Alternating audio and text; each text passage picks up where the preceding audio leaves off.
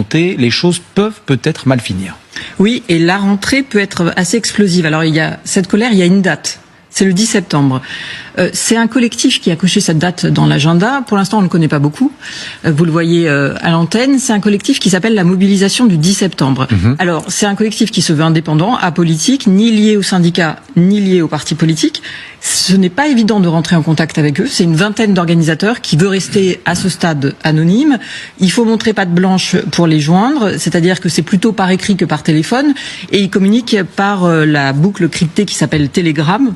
Donc il y a une sorte un peu de secret. Mais en tout cas, le chiffre commence à monter de plus en plus puisque en quelques heures, le nombre d'abonnés a été multiplié par 3 à 4.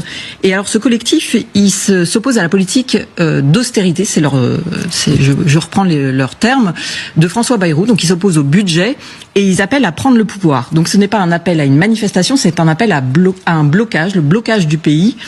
Et ils donnent pas mal d'exemples. Ils veulent un arrêt illimité et total.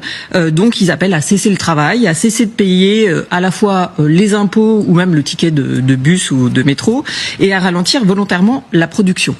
Donc on ne sait pas encore ce que ça peut donner, mais ça rappelle évidemment d'autres mouvements. On a eu les gilets jaunes il n'y a pas très longtemps, on avait eu les bonnets rouges, et donc tout ça peut faire boule de neige puisqu'il y a un certain nombre de colères dans le pays, et on l'a vu ces derniers temps, il y a eu d'autres mouvements qui ont qui ont du succès, comme C'est Nicolas qui paye.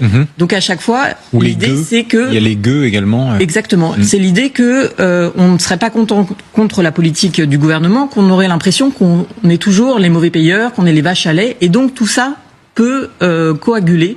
Et évidemment, c'est la crainte du gouvernement. Vous disiez, Marion, pardon, qu'ils sont difficiles à jouer.